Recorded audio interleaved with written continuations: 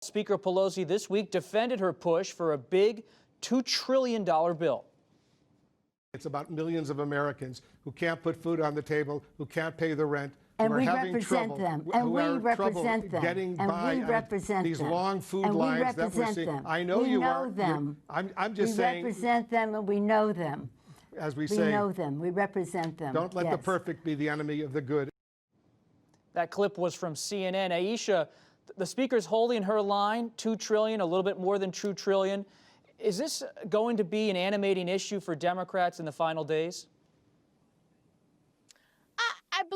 I believe that the issue of the coronavirus is going to be an animating issue. I certainly think that Democrats do think that they need, that they do want an aid package, but President Trump did give them really an out when he tweeted that, you know, he was walking away from negotiations, will wait till after the election. Now, of course, he quickly backpedaled on that, but, you know, the tweet is out there, and the idea that he was the one that walked away, that was really a gift for Democrats who I think are feeling pressure or have been feeling pressure to try to get something done.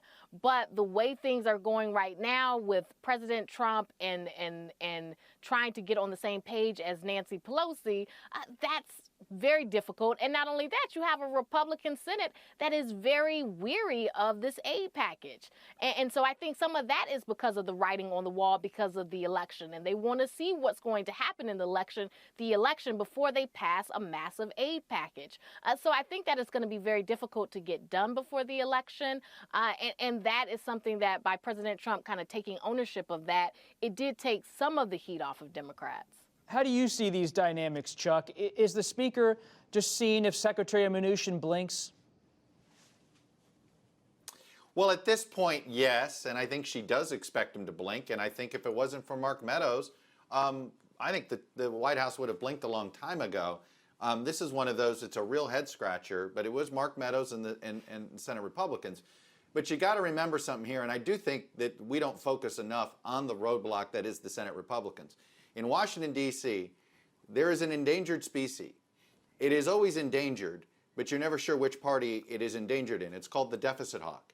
And this endangered species, which you thought was going extinct in the Republican Party for the last 4 years, is suddenly resurrecting itself.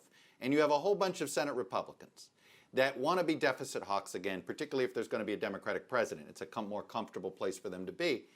And I think that's the real roadblock here. And it is something that the speaker's been sort of trying to telegraph. Hey, I might get closer with Mnuchin. What about those guys? They're not even in the neighborhood when it comes to money. So I don't see where this is, where we're going anywhere here.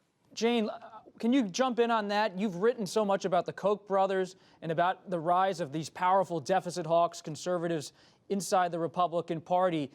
Are they going to make this an issue in 2021, whether it's the post-Trump era or the second Trump term?